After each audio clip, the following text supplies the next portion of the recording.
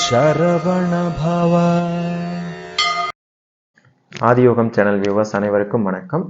எந்த ஒரு விரதமாக இருந்தாலும் அந்த விரதத்திற்குரிய உண்மைத்தன்மையை, தத்துவத்தை புரிந்து கொண்டு அந்த விரதத்தை கடைபிடிக்கும் பொழுது அதற்கான முழு பலன்கள் நமக்கு கிடைக்கும். கந்த சஷ்டி விரதம் அப்படிங்கிறது முருகப்பெருமானுக்குரிய விரதங்களில் மிக கடுமையான ஒரு விரதம். இதை கடுமையான விரதம்னு சொல்றதுக்கு என்ன காரணம் அப்படின்னு பார்த்தீங்கன்னா, 6 நாட்கள் தொடர்ந்து உணவு எடுத்துக்கொள்ளாமல் கடைபிடிக்கக்கூடிய ஒரு விரதம். பெரும்பாலாக இந்த விரதத்தை கடைபிடிப்பவர்கள் 6 நாட்களும் உணவு எடுத்துக்கொள்வதில்லை. ஒரு சிலர் ஒருவேளை உண்டு கூட இந்த விரதத்தை கடைபிடிப்பார்கள். சிலர் பாலும் பழமும் எடுத்துக்கொண்டும், சிலர் பச்சரிசி எடுத்துக்கொண்டும் இப்படி கடைபிடிப்பார்கள். வெகு பெரும்பாலான மக்கள் இந்த விரதத்தை முழுவதுமாக உணவு எடுத்துக்கொள்ளாமல் கடைபிடிப்பார்கள். இந்த விரதம் அப்படிங்கிறதே குழந்தை பாக்கியத்திற்காக இருக்கக்கூடிய ஒரு முக்கியமான விரதம். இந்த விரதத்திற்கு பின்னால் என்ன தத்துவம் இருக்கு அப்படிங்கிறத நம்ம தெரிஞ்சுக்கிறதுக்கு முன்னாடி, முருகப்பெருமான் என்ன உண்மையை சொல்ல வருகிறார் அப்படின்னு நம்ம தெரிஞ்சுக்கிறதுக்கு முன்னாடி, இறைவன் காட்டக்கூடிய சின் முத்திரையை பற்றி நம்ம தெரிஞ்சுக்கணும். இந்த சின் முத்திரையை பற்றி நம்ம எல்லாருக்குமே தெரியும், பெரும்பாலும் அனைவருக்கும் தெரியும், ஒரு சிலருக்கு தெரியாது. இந்த நம்முடைய கைகளிலே இருக்கக்கூடிய இந்த விரலானது பதியாகிய இறைவனை குறிக்கும். இந்த விரலானது பசுவாகிய ஆன்மாக்களை குறிக்கும்.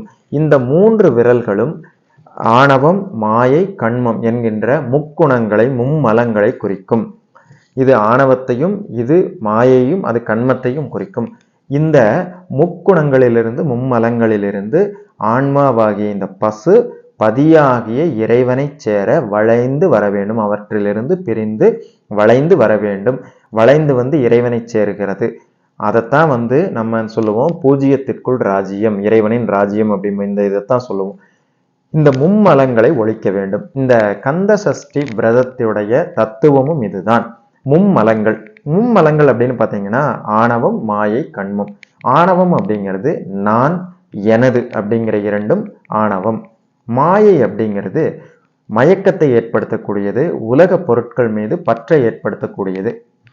கண்மம் அப்படிங்கிறது நல்வினை, தீவினை என 2ம் சேர்ந்தது. இதுல சூரசம்ஹாரத்துல முருகப்பெருமான் 3 அசுரர்களை சம்ஹரித்ததாக கச்சியப்ப முனிவர் எழுதிய கந்தபுராணத்திலும் பாம்பன் சுவாமிகள் இயற்றிய முதல்வன் புராண முடிப்பிலும் இருக்கும். அந்த முருகப்பெருமானுடைய வரலாறு அது. இதுல 3 அசுரர்களை முருகன் அழித்தார் அப்படிங்கிறத விட, தடிந்தார் அப்படிங்கிறத விட 3 குணங்களை, அதாவது 3 குறியீடுகளை முருகன் நமக்கு சுட்டி காட்டுகிறார். 3 குணங்களை அழித்தார் அப்படின்னு தான் கொள்ளணும். இதுல அது என்ன அப்படின்னு பார்த்தீங்கன்னா, சூரபத்மன் ஆணவம் என்கின்ற வடிவமாக இருப்பவன், நான், எனது என்கின்ற ஆணவத்தின் வடிவமானவன் சூரபத்மன். அடுத்தது தாரகாசுரன், அவனுடைய தம்பியான தாரகாசுரன் மாயையின் வடிவமானவன். சிங்கமுகாசுரன் நல்வினை, தீவினை என்கின்ற கண்மத்தின் வடிவமானவன். இந்த 6 குணங்கள், அதாவது 3 குணங்கள் 6ஆக பிரிந்து இந்த 6 வகையான குணங்களை முருகன் ஒவ்வொரு நாளாக சம்ஹரித்து இறுதியில் நம்ம அந்த ஆன்மாவாகிய நம்மை தன்னோடு ஐக்கியப்படுத்தி கொள்ளக்கூடிய விரதம் தான் இந்த கந்த சஷ்டி விரதம். அப்போ இந்த கந்த சஷ்டி விரதம் இருப்பதுடைய பலன் என்ன?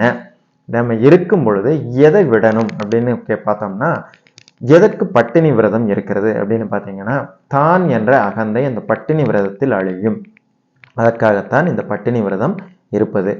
அப்ப இந்த விரதத்துல நம்ம எதை கைவிட வேண்டும் அப்படின்னு பார்த்தீங்கன்னா, இந்த ஆணவம் அப்படிங்கிறத கைவிடணும். ஆணவம் அப்படிங்கிறத நம்ம கைவிட்டோம்னா, நான், எனது அப்படிங்கிற இந்த ஆணவத்தை கைவிட்டோம்னா, நம்ம இந்த உலக உயிர்கள், அதாவது இந்த உயிர்களை உலக பொருட்களின் பால் மயக்கத்தை ஏற்படுத்தி பற்றை ஏற்படுத்தக்கூடிய மாயையிலிருந்தும், இந்த நல்வினை, தீவினை என்கின்ற அந்த கண்மத்திலிருந்தும் நம்மால் எளிதாக விடுபட முடியும்.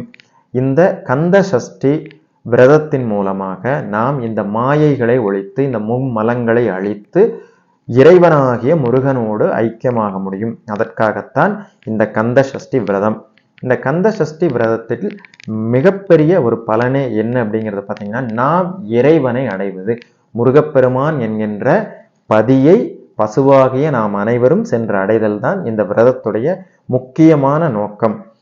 அனைவருக்கும் நல்ல மனநிலையை கொடுத்து முருகப்பெருமான் அனைவரும் வேண்டியவற்ற அனைத்தையும் இந்த விரத காலத்திலே கொடுத்து அனைவருடைய ஆவலையும் நியாயமான கோரிக்கைகள் வேண்டுதல்கள் அனைத்தையும் பூர்த்தி செய்து அருள்வானாக. ஓம் சரவணபவ.